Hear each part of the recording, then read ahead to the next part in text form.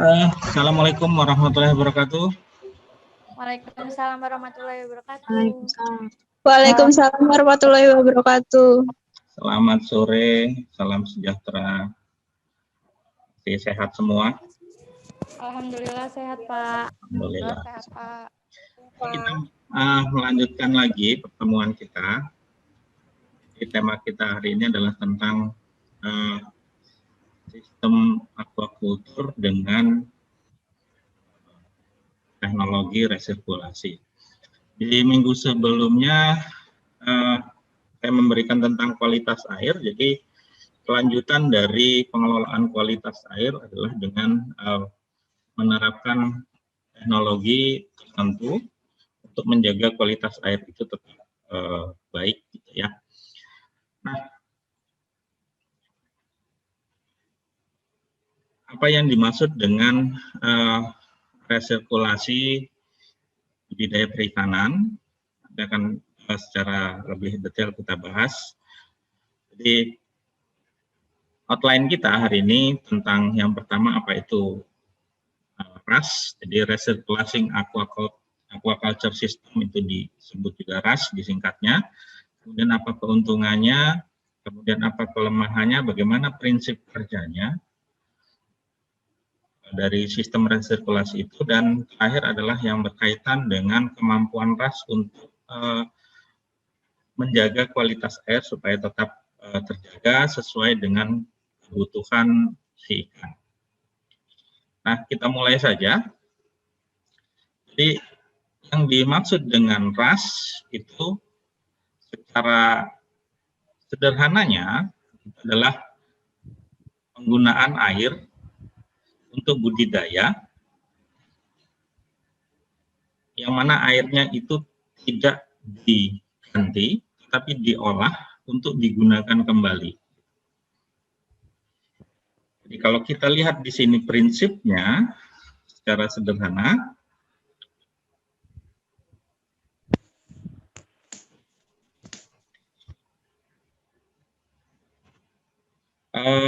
ini ada wadah budidaya, ada kolamnya, kemudian di sini ada filter, ada 3 jenis filter di sini. Ada mechanical filter, ada biofilter, dan ada trickling filter. Kemudian ditambahkan oksigen, kemudian didesinfektan dengan UV. Jadi prinsipnya air yang dari budidaya ini kemudian difilter atau disaring, kemudian dimasukkan lagi ke wadah budidaya. Jadi airnya itu tidak terganti atau tidak diganti, masih menggunakan air yang sama, tetapi ada penambahan treatment di sini. Salah satu contoh modelnya. Ini contoh yang lain yang mungkin lebih kompleks.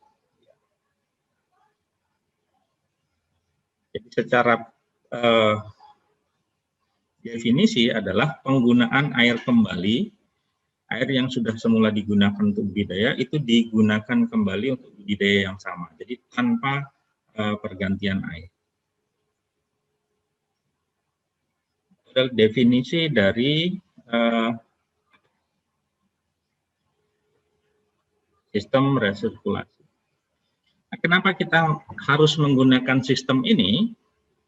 Yang pertama adalah sistem ini menghemat air. Karena air yang digunakan itu tidak diganti, jadi masih air yang sama. Mungkin ada penambahan karena volume airnya berkurang ketika proses perjalanan dari tempat budidaya ke filter dan sebagainya, penguapan dan sebagainya. Mungkin berkurang airnya, hanya ditambahkan seperlunya. Tapi secara umum air yang digunakan itu tidak diganti, masih menggunakan air yang sama, sehingga menghemat air. Nah, kalau Anda sering mendengar istilah intensifikasi budidaya, baik di pertanian ataupun di yang lain, di perikanan, maka sistem resirkulasi ini adalah salah satu bentuk intensifikasi, tapi bukan intensifikasi dalam hal biotanya, tapi intensifikasi dalam penggunaan air. Nah, selama ini definisi intensifikasi itu adalah definisi ke biotanya, lebih kepada tebarnya. Jadi kalau 1 meter persegi kolam itu diisi 1000 ekor ikan, itu namanya intensifikasi. Tapi berkaitan dengan biotanya. Nah, sistem resirkulasi ini adalah intensifikasi dalam penggunaan air. Nah, karena dia airnya itu tidak diganti, kemudian ada perlakuan khusus, maka budidayanya bisa dilakukan dengan kepadatan yang tinggi. Kalau tanpa sistem resirkulasi, 1 meter kolam diisi 1000 ekor ikan, ikannya pada mati karena kualitas airnya akan memburuk. Tapi dengan resirkulasi maka bisa dibudidayakan ikan dengan kepadatan yang tinggi. Kemudian yang ketiga, ini bisa mengurangi limbah. Dalam budidaya ikan itu juga ada limbahnya. Limbahnya berupa kotoran ikan, sisa pakan, biasanya bentuknya lumpur. Nah, dengan sistem resirkulasi, maka limbah itu bisa dikurangi. Mungkin volumenya berkurang karena ditreatment dan sebagainya. Nah, dengan sistem ini kita bisa mengontrol kualitas airnya, mengontrol lingkungan budidaya. Karena kalau sistem ini tidak berjalan, maka kualitas airnya itu akan memburuk. Sehingga dengan berjalannya sistem resirkulasi ini, sekaligus juga kita mengontrol kualitas airnya. Kemudian keamanan hayati bisa ditingkatkan. Yang dimaksud keamanan hayati itu apa? Kalau kita membudidayakan ikan itu di tempat terbuka, ada kemungkinan ikan itu terinfeksi penyakit-penyakit yang lain yang berasal dari luar. Nah, kalau dalam sistem resirkulasi, maka peluang ikan itu berhubungan dengan organisme lain di luar tempat budidayanya itu kecil. Sehingga secara hayati ikannya lebih bersih dari penyakit-penyakit yang lain. Sebagai contoh misalnya kalau kita budidaya udang, Anda pernah lihat tambak itu terbuka. Nah, si ikan itu mungkin bisa berhubungan dengan organisme lain, seperti misalnya ada kepiting yang masuk, kemudian burung yang mendekat ke kolam. Hewan-hewan lain selain yang dibudidayakan itu sifatnya mungkin bisa carrier, diberi penyakit. Apakah penyakit itu untuk si ikannya sendiri atau mungkin bisa juga penyakit yang berhubungan dengan manusia. Walaupun selama ini belum ada atau yang ditemukan sekali penyakit yang menginfeksi manusia itu yang asalnya dari. Nah, karena dia limbahnya itu bisa diminimalkan, kemudian keamanan hayati bisa ditingkatkan, maka secara lingkungan sistem ini adalah sistem yang sustainable, sistem yang berkelanjutan.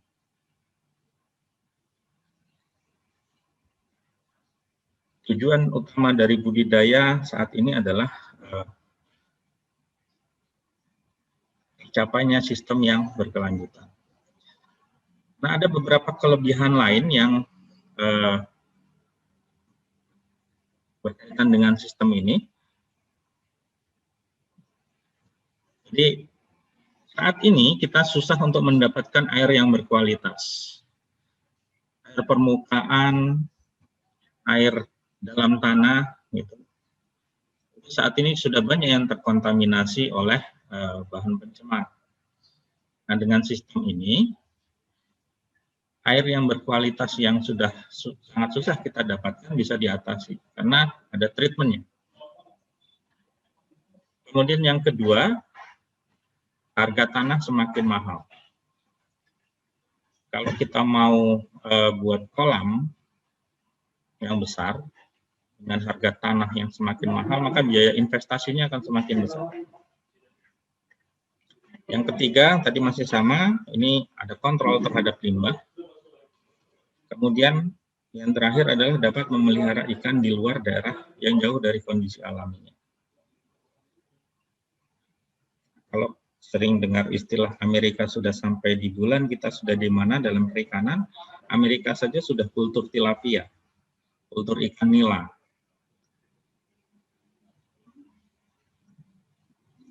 Dengan sistem resirkulasi.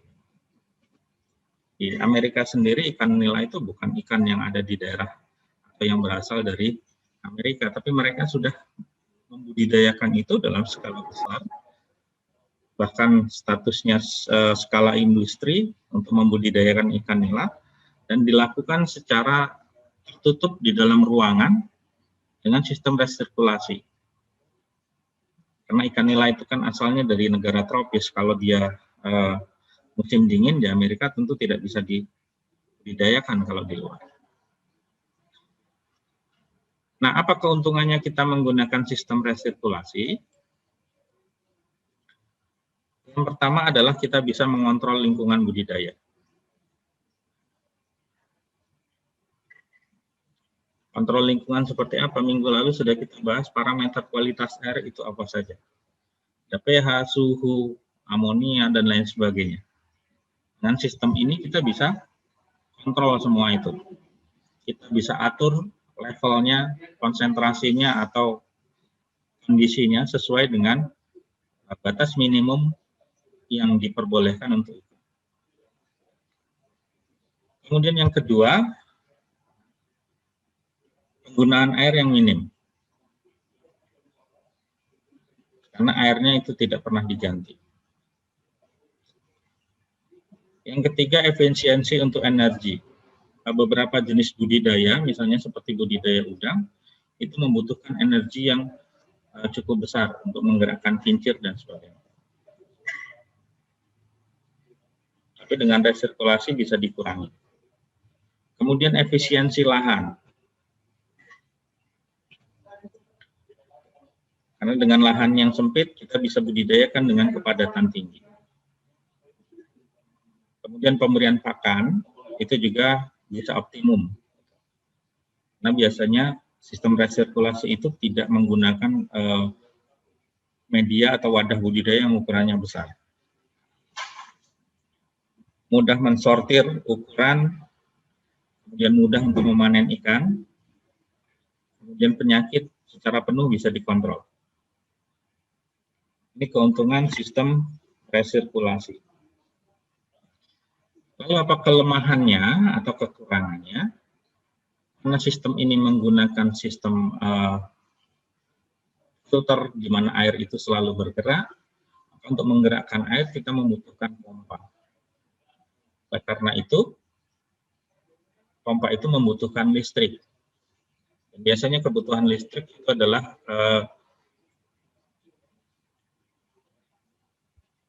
dalam 1 minggu 24 jam itu menyala penuh.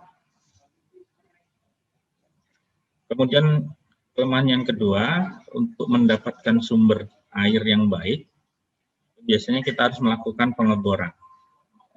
Karena kalau air permukaan kualitasnya sudah berkurang, harus dilakukan pengeboran untuk mendapatkan air. Ini butuh biaya investasi yang mahal. Kemudian yang ketiga, karena dia dilakukan dalam kepadatan tinggi, maka membutuhkan kualitas pakan yang baik. Karena tidak ada pakan alami yang ada di kolam tersebut. Nah, kualitas pakan yang baik itu harganya relatif lebih mahal. Kemudian kelemahan yang lain, karena sistem ini sudah cukup menggunakan teknologi, skalanya menengah, bahkan yang sudah levelnya lebih tinggi lagi, sudah dengan artificial intelligence, maka stafnya juga harus menguasai teknologi ini. Kebutuhan untuk staf yang menguasai teknologi ini masih terbatas. Sehingga secara umum kelemahannya adalah biaya operasional yang relatif lebih mahal, kemudian biaya investasi yang juga mahal di awalnya, ini menjadi kelemahan sistem ini. Tapi kalau kita berbicara sustainability dalam jangka panjang, maka sistem ini sebenarnya relatif lebih murah. Apalagi kalau kita sudah bicaranya skalanya skala industri perikanan dalam hal ini.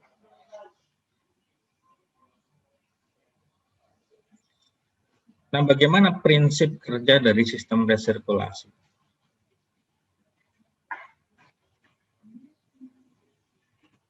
Jadi intinya dalam sistem resirkulasi ini ada 3 komponen. Maaf. Yang pertama adalah wadah budidaya. Kemudian yang kedua ini adalah filter. Dan yang ketiga adalah pompa. Jadi secara prinsip 3 komponen ini harus ada dalam sistem resirkulasi. Nah, filter itu bisa dikembangkan lagi. Jadi tidak hanya filter mekanik ataupun filter biologi, tapi bisa ditambah lagi dengan filter yang lain. Tergantung penerapannya, tergantung kesiapan teknologinya, tergantung kemampuan biaya investasinya. Nah, dari kolam budidaya atau wadah budidaya, ini air nanti dialirkan menuju ke mechanical filter. Di sini apa yang terjadi? Air dari budidaya ini kan biasanya ada dia sisa pakan yang tidak termakan, kemudian ada feses. Nah, ini bentuknya itu biasanya sederhananya adalah bentuk lumpur. Di filter fisik ini akan dipisahkan antara lumpur dengan air. Selama proses pemisahan ini juga terjadi proses secara kimia, di mana nitrit akan dirubah dalam bentuk menjadi nitrogen, N2 dalam bentuk gas. Ini dilepas nanti ke atmosfer atau ke udara. Dalam proses ini dia akan terlepas karena N dalam bentuk gasnya. Nah, dari filter mekanik ini kemudian limbah yang lumpur tadi dipisahkan. Lumpur ini masih bisa dimanfaatkan untuk kompos misalnya atau untuk media tanaman yang lain. Nah, dari filter mekanik dia masuk ke bak pengendapan. Diendapkan, kemudian di sini ada pompa. Nah, pompa ini membutuhkan energi. Dari sini dipompa menuju ke filter biologi.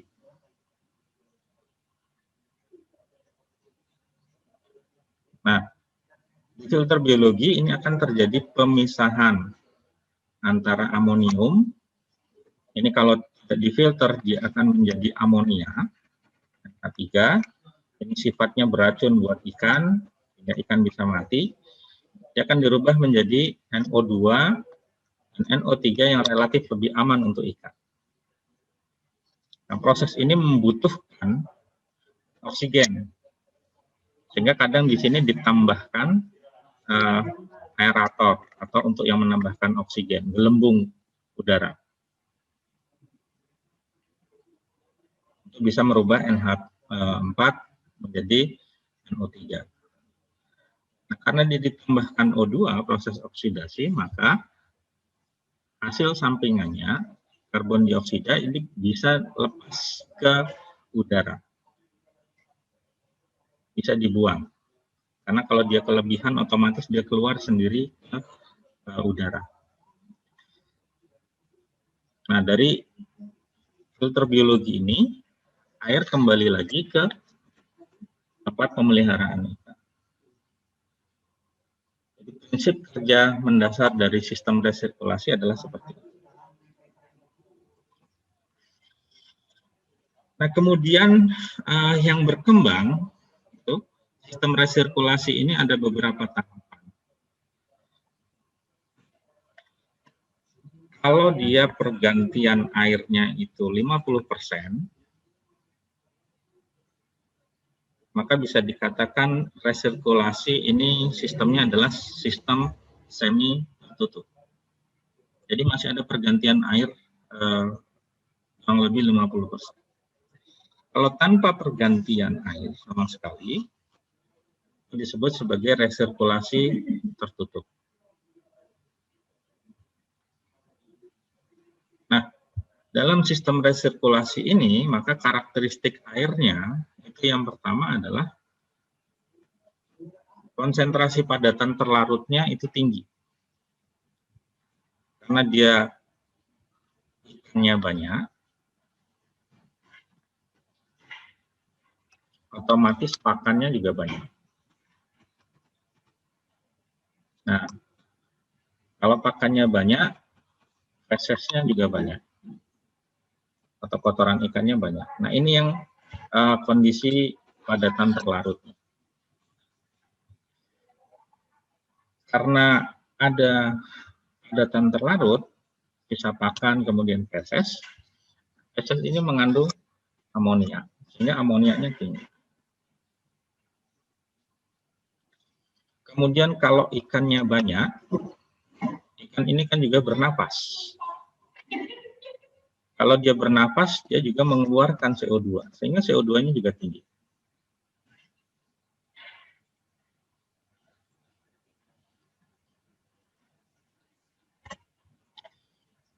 Nah, kalau ikannya banyak dan bernapas, maka oksigennya itu rendah, karena oksigennya dipakai untuk bernapas ikan. Sehingga dengan karakteristik dari sistem ini, maka dibutuhkanlah filter untuk mengurangi atau mengembalikan kondisi air yang karakteristiknya seperti ini menjadi air yang sesuai untuk budidaya ikan itu kembali. Sehingga di dalam sistem resirkulasi akan terjadi mekanisme-mekanisme yang penting. Di dalam wadah budidaya, di dalam wadah ikannya, ini perlu ditambahkan oksigen supaya kandungan oksigen yang tadi rendah itu bisa bertambah. Nah, kemudian karena kondisi amoniaknya tinggi, maka air juga perlu disterilisasi supaya tidak ada penyakit. Karena kondisi air yang amoniaknya tinggi, kemudian pH-nya rendah, itu biasanya penyakit atau bakteri ataupun virus akan mudah masuk ke dalam wadah budidaya. Itu perlu sistem untuk mengontrolnya. Nah, kemudian selanjutnya ikan ini mengeluarkan kotoran. Dia merupakan limbah yang bentuknya padatan. Sehingga limbah itu perlu dikelola, perlu dimanajemen. Kemudian dari hasil pemisahan limbah ini itu membutuhkan pompa, sistem kerja untuk memindahkan air menuju ke biofilter. Filter kedua, di sini ada filter fisik untuk memisahkan kotoran dalam bentuk padatan. Di sini ada filter biologis. Proses ini bisa menghilangkan CO2. Jadi, pola kerja sistem resirkulasi dalam melakukan atau memperbaiki kualitas air melalui proses pemisahan limbah padat yang berasal dari sisa pakan yang tidak dimakan, kemudian berasal dari kotoran ikan atau fesesnya. Kemudian yang kedua adalah dengan biofiltrasi atau yang di dalamnya ada proses nitrifikasi, penguraian amonia menjadi nitrat. Ini fungsi dari resirkulasi untuk memperbaiki kualitas air.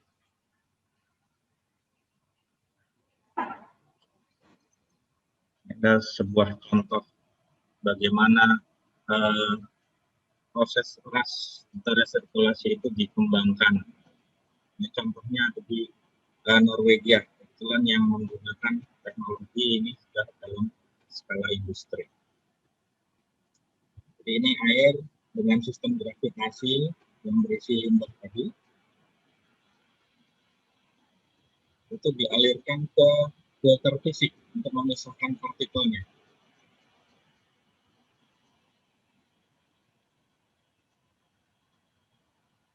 Ini bentuk filter fisiknya.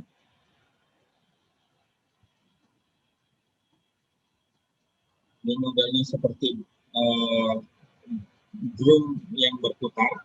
Ini ada saringannya kecil, kemudian ini ada penyemprotnya untuk membersihkan dia yang menempel dari saringan-saringan yang halus ini. Kemudian lumpurnya itu dipisahkan. Dipisahkan untuk dialirkan ke tempat penampungan lumpur tadi.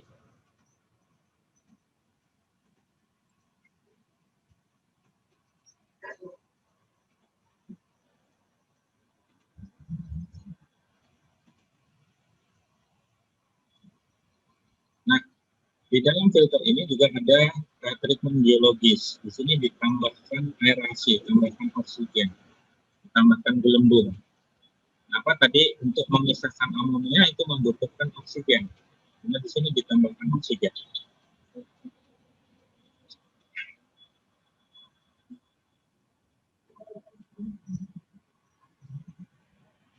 Ini didapatkan air yang relatif lebih bersih, gitu.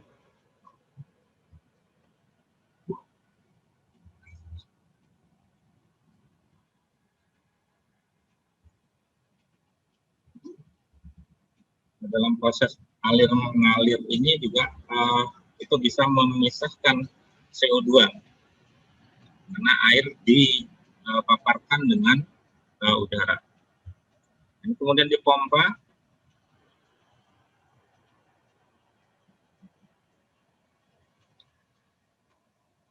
air yang dipompa kemudian dimasukkan ke dalam bagian lain, ini penambahan oksigen lagi. Setelah ditambahkan oksigen airnya, itu dikembalikan ke kolam-kolam.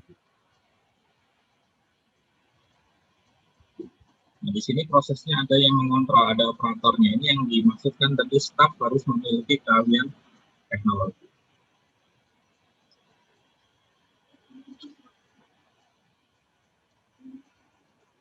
Bisa dilakukan di dalam ruangan tertutup, tidak harus di tempat terbuka. Itu salah satu contoh teknologi ras yang sudah mapan, yang sudah dibangun skala industri. Ini contoh kalau skalanya skala rumahan. Anda bisa buat juga ini di rumah.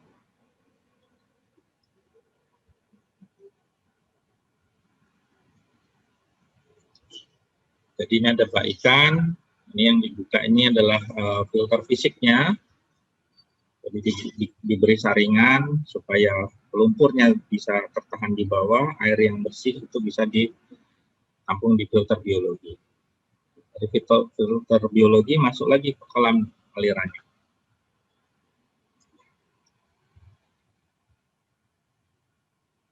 Nah, di sini butuh alat tambahan itu tadi, yang atas ada kotak putih itu adalah aerator untuk menambahkan oksigen.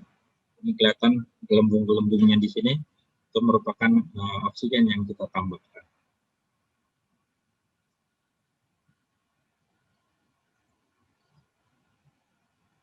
Prinsip yang sederhana kalau Anda punya akuarium di rumah. biasanya menggunakan filter, tapi mungkin prinsip resirkulasinya belum terpenuhi, karena prinsip dasar resirkulasi tadi ada filter mekanis dan ada filter biologis.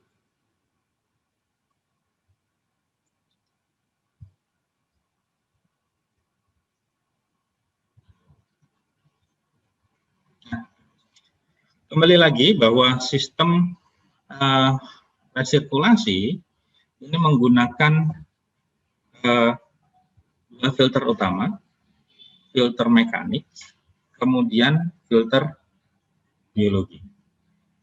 Nah, kalau filter ini kita modifikasi dengan penambahan filter yang lain, apakah dia nanti bekerjanya secara mekanis dan juga bisa bekerja secara biologi. Nah, kalau filter ini kita modifikasi, maka ini akan menjadi bentuk sistem resirkulasi yang lain. Ya, mungkin pernah Anda kenal, ini namanya adalah aquaponik. Apa itu aquaponik? Ini sebenarnya aquaponik adalah gabungan dari kata aquaculture dan hidroponik. Aquaculture itu memelihara ikan, hidroponik itu memelihara tanaman. Nah, apa yang membedakan aquaponik dengan hidroponik? Kalau hidroponik itu sumber makanan untuk tanamannya atau sumber nutrien untuk tanamannya itu berasal dari pupuk yang ditambahkan. Nah, dalam sistem aquaponik, maka sumber nutrien untuk tanamannya itu berasal dari kotoran ikan yang diolah oleh sedemikian rupa dengan filter biologi tadi, sehingga menjadi nitrat yang berguna untuk pertumbuhan tanaman.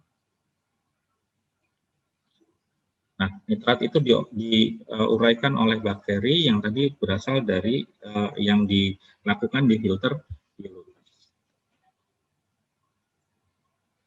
Jadi si tanaman itu akan berperan untuk ikan, ikan akan berperan untuk tanaman. Perannya di mana? Ikan ini akan memberikan nutrien untuk si tanaman. Si tanaman itu akan memanfaatkan karbon dioksida hasil pernapasan ikan untuk proses fotosintesis tanaman. Di prinsip ini akan saling menguntungkan.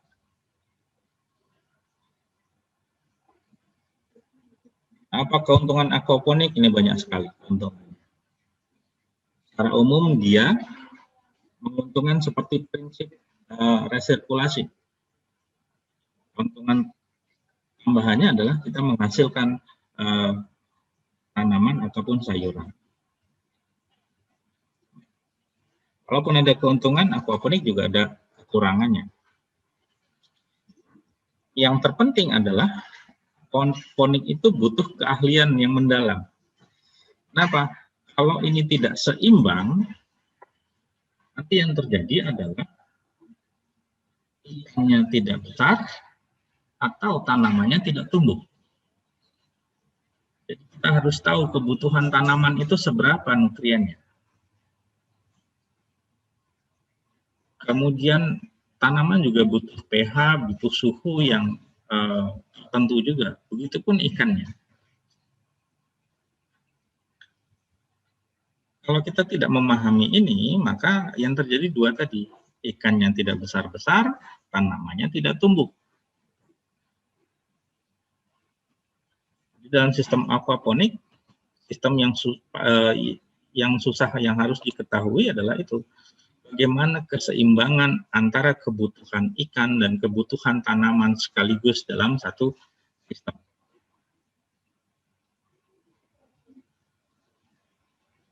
Kalau kita bisa memelihara ikan saja, belum tentu bisa memelihara tanaman kalau digabungkan. Kita biasa bertani, bisa menanam sayuran di sawah, tapi ketika masuk dalam sistem aquaponik, belum tentu tanaman kita akan sesubur kalau kita menanamnya di sistem pertanian biasa. Jadi yang terpenting itu yang dibutuhkan dalam kegiatan aquaponik. Apa yang harus diperhatikan untuk tanamannya adalah yang pertama cahaya. Cahaya harus cukup sehingga dia bisa melakukan proses fotosintesis. Air. Bagaimana kebutuhan air untuk tanaman? Ada tipe tanaman yang dia bisa bertahan dengan baik kalau dia terendam air. Ada tanaman yang mudah busuk kalau airnya terlalu banyak. Sistem untuk aquaponik pun akan berbeda tergantung dari jenis tanamannya. Kemudian karbon dioksida ini adalah sumber untuk fotosintesis tanaman. Kita harus dapatkan dari ikan. Nah, apakah ikan yang lebih banyak itu bagus untuk tanaman? Belum tentu. Belum tentu ikan yang banyak, kepadatan tinggi, itu bagus untuk tanaman. Itu belum tentu. Karena hasil penelitian, saya pernah melakukan, ikannya banyak, tanamannya malah tidak subur.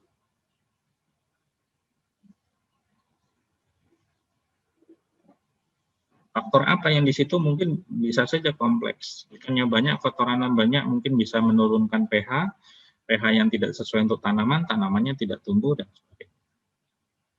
Walaupun menghasilkan nutrien atau nitrat yang banyak. Kemudian ikan itu butuh pakan. Kemudian butuh air yang bersih. Dengan sistem ini sebenarnya airnya terjamin akan bersih. Tapi ditambahkan untuk pakan. Nah, aquaponik itu pengembangannya sistemnya bermacam-macam. Kalau gambar yang ini disebut sebagai aquaponik sistem media bed. Jadi di sini untuk menumbuhkan tanaman ini menggunakan media tertentu. Bisa batu split, bisa hidroton, bisa pecahan bata, bisa pecahan genteng, misalnya bisa dipakai di sini. Nah, sistem ini itu biasanya cocok untuk tanaman yang tidak terlalu membutuhkan air dalam jumlah besar, atau tanaman-tanaman yang dia tidak tahan kalau dia tergenang air. Jadi tanaman darat pada umumnya. Kemudian yang di sini, ini yang menggunakan pipa paralon ini adalah metode nutrien film teknik atau disingkatnya NFT.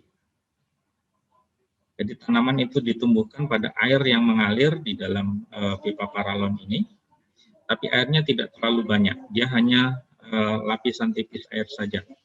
Disebut sebagai nutrien film.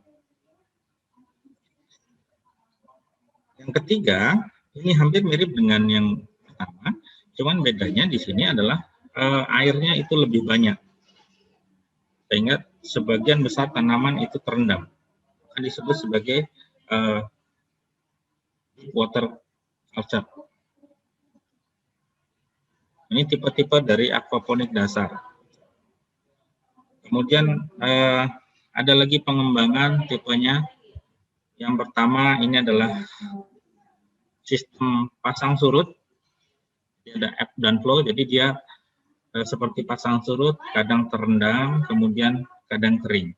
Bisa diatur kapan perendamannya, berapa lama perendamannya, kapan keringnya.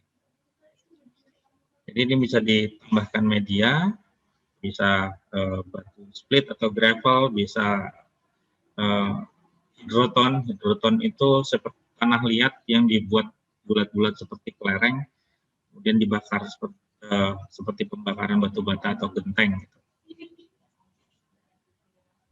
Ini. Kemudian bentuk yang kedua, ini sistem rak. Jadi menggunakan rak yang paling sederhana kalau kita menggunakan talang air yang dijual di toko bangunan itu.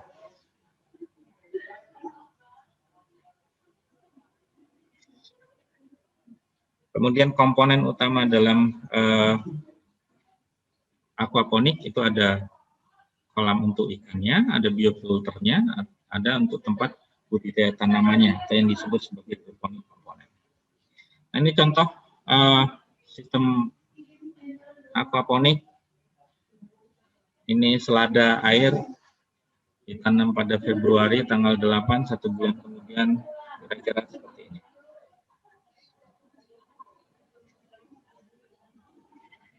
Ini contoh yang lain, tomat, ini labu kuning, ini lobak, ini stroberi, ini tanaman yang lain. Contoh yang lain lagi, ini daun bawang, ini timun Jepang,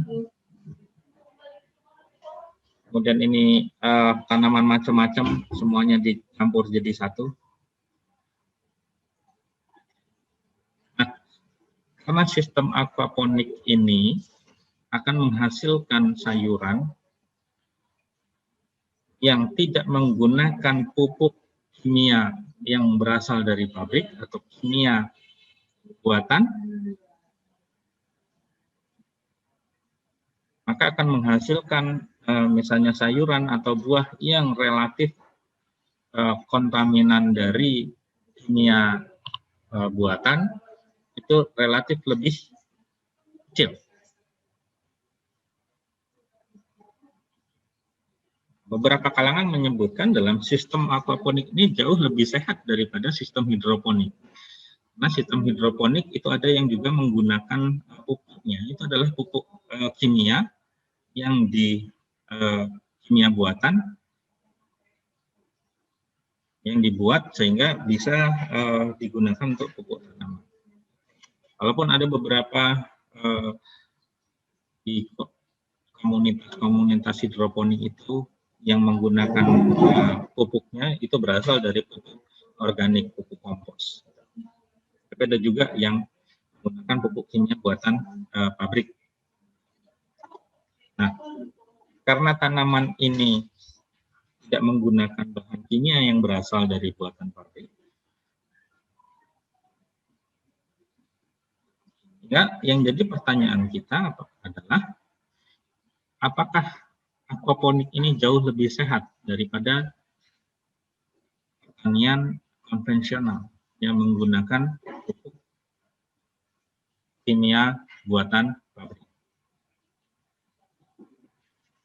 Apakah kita bisa yakin bahwa dengan sistem ini ikan yang kita konsumsi akan lebih sehat, sayurannya juga lebih sehat? Pertanyaan ini, apakah aquaponik bisa menjadi solusi untuk kesehatan kita? Pertanyaan ini yang harus coba Anda pikirkan. Benarkah ini solusi untuk kebutuhan sehat? Sayurannya organik. Ikannya organik, sudah pasti organik. Kalau bukan organik, ikannya ikan plastik. Tanamannya juga tanaman plastik, itu anorganik. Pertanyaan ini coba Anda pikirkan secara mendalam, apakah aquaponik itu jauh lebih sehat daripada sistem pertanian konvensional yang menggunakan pupuk kimia buatan. Cukup dipikirkan, cukup direnungkan saja, tidak perlu dipikirkan.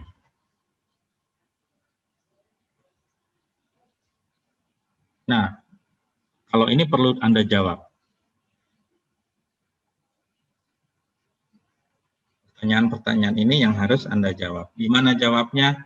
Ada di kelas pertanyaannya.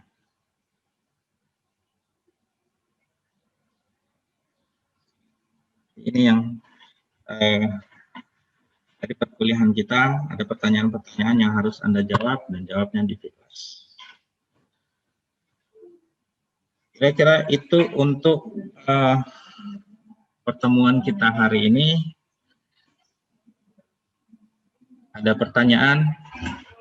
Saya persilahkan.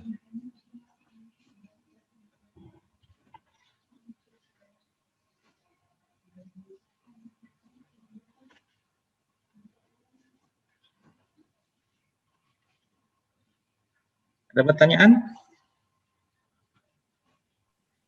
Enggak, Pak. Enggak. Begitu saya yang nanya lah. Siapa ya yang terpilih?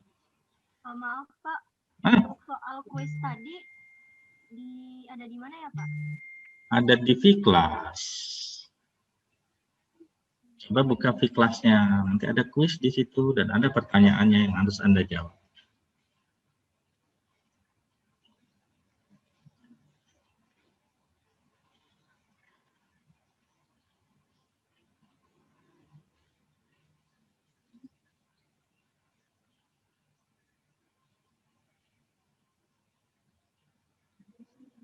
Eh,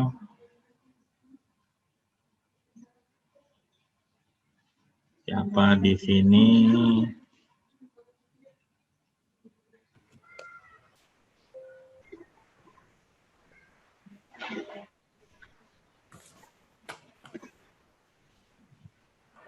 Ini sajalah Dinda Anissa Yuliana.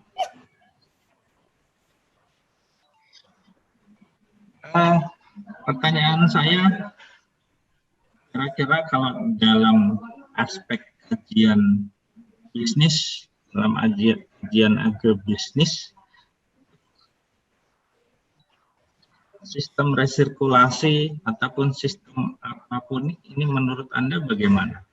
Apakah dia Gimana Pak tadi? sistem resirkulasi tadi kan sudah saya jelaskan prinsip kerjanya apa, kelemahannya apa, dan sebagainya. Nah, dalam kajian kira-kira aspek bisnis dari keilmuan yang Anda pahami, apakah sistem ini prospek atau bisa menjanjikan keuntungan dibanding dengan sistem yang biasa menurut Anda? Bisa. Biasanya bagaimana?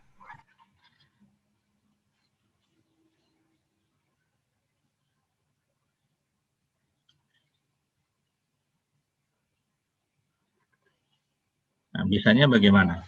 Kira-kira? Iya, bisa Pak. Iya, bisanya bagaimana? Karena kan konteksnya misal dalam agribisnis, itu yang mereka kaitin dengan penghematan biaya. Nah, di situ kan dengan adanya sistem resirkulasi bisa menghemat penggunaan air gitu kan. Apalagi kan memang di agribisnis ada hidroponik juga, kayak gitu-gitu sih Pak. Tapi kalau kita budidaya di misalnya danau kan airnya nggak beli, nggak perlu pompa.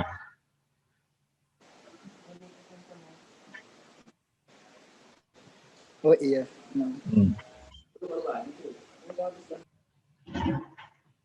Di mana letak sumber keuntungannya kira-kira? Resirkulasi butuh listrik yang besar, 24 jam per hari, selama 7 hari seminggu, 30 hari sebulan, hampir sepanjang tahun.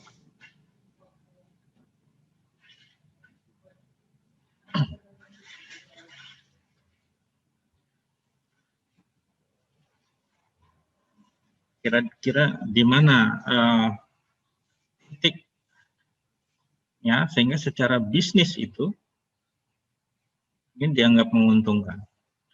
Kalau menguntungkan, gimana? Saya Teruskan. Pak. Ya, Dinda coba jawab, Dinda.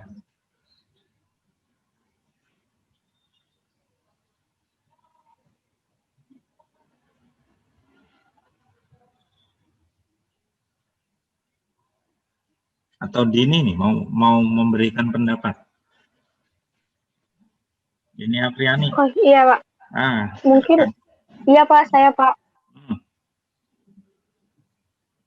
Gimana kalau menurut Anda? Mungkin untuk menurut saya ada menguntungkannya karena semua itu kan ada untung ada kurangnya Pak. Tapi Ya. untuk resirkulasi ini dia kayak menjamin tetap baiknya budidaya itu walau dalam keadaan air yang minim. Bisa. Boleh. Izin nambahin bisa Pak? Silakan. Oke, kan jadi gini, resirkulasi artinya kan perputaran sirkulasi kembali gitu kan. Artinya di situ tuh sirkulasi air di situ tuh bakal jernih, jadi secara nggak langsung gitu bakal bisa ngurangin pencemaran lingkungan. Tahu sendiri kalau misal ditambak atau yang memang kayak udang sejenis udang windu gitu yang butuh selalu sirkulasi yang bersih segala macam, itu mereka nggak bakal stres gitu karena memang resirkulasinya berjalan dengan baik kayak gitu Pak. Jadi secara nggak langsung produktivitas dari perikanan tersebut bakal meningkat, penghasilan dari udangnya juga kualitasnya bakal bagus gitu karena memang nggak adanya pencemaran lingkungan di sekitar situ gitu sih Pak, nggak keruh intinya. Nah, itu dia poinnya. Poinnya di mana produksi dengan sistem resirkulasi ini akan lebih tinggi. Kenapa? Karena faktor misalnya penyakit dan sebagainya bisa diminimalisir. Jadi kegagalan produksi dalam sistem ini itu jauh lebih kecil kecuali mati listrik. Kalau mati listrik, apalagi dalam waktu yang lama, bisa mati semua ikannya. Kalau secara bisnis menguntungkan, pasti menguntungkan. Kalau tidak, Amerika tidak akan mengembangkan bisnis tilapia dengan sistem resirkulasi. Padahal orang Amerika kan dekat dengan daerah yang penghasil salmon kan, itu yang punya mahal, tapi mereka mengembangkan tilapia. Tilapia itu ikan nila kalau di kita.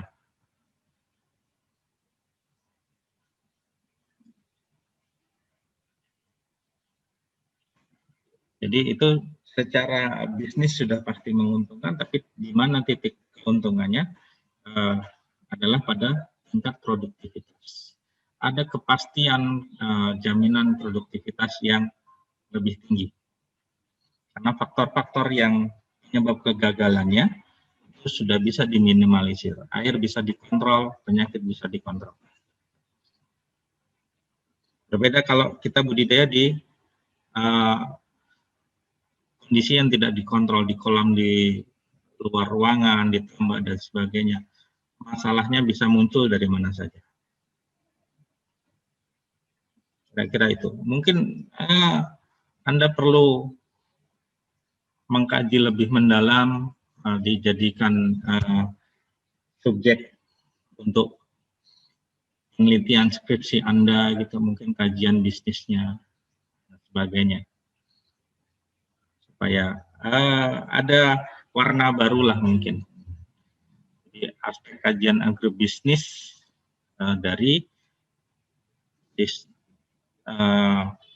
bidang perikanan. Di Jogja itu ada sebuah perusahaan, dia melakukan budidaya. Budidayanya itu budidaya air laut, tapi dia tidak di laut, justru di gunung. Daerah pegunungan yang jauh dari laut. Sistemnya juga resirkulasi. Kalau Anda tertarik mengkajinya secara keilmuan agribisnis, mungkin bisa jadi alternatif. Karena di Indonesia yang industri yang pure dengan sistem resirkulasi ini masih terbatas. Ada satu lagi di Medan, kalau tidak salah itu untuk ikan nila. Skalanya sudah industri. Nah, di Indonesia kendalanya utamanya adalah listrik, kalau mau mengembangkan sistem resirkulasi. Nah, listrik kita itu seperti diskotik. Bisa kadang hidup, bisa kadang mati. Kalau kita mau menggunakan pembangkit sendiri, harganya, investasinya jauh lebih mahal.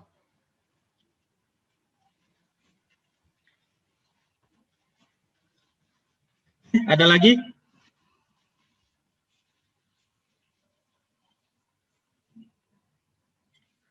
Kalau cukup, kita ketemu lagi minggu depan. Pak, maaf. Ya. Mau nanya, untuk V-Class ini kan harus enroll dulu, maksudnya harus daftar dulu. Terus iya, passwordnya apa ya, Pak? Oke, nanti habis ini saya buka tanpa password ya, gitu. Oke, Jadi nggak perlu password.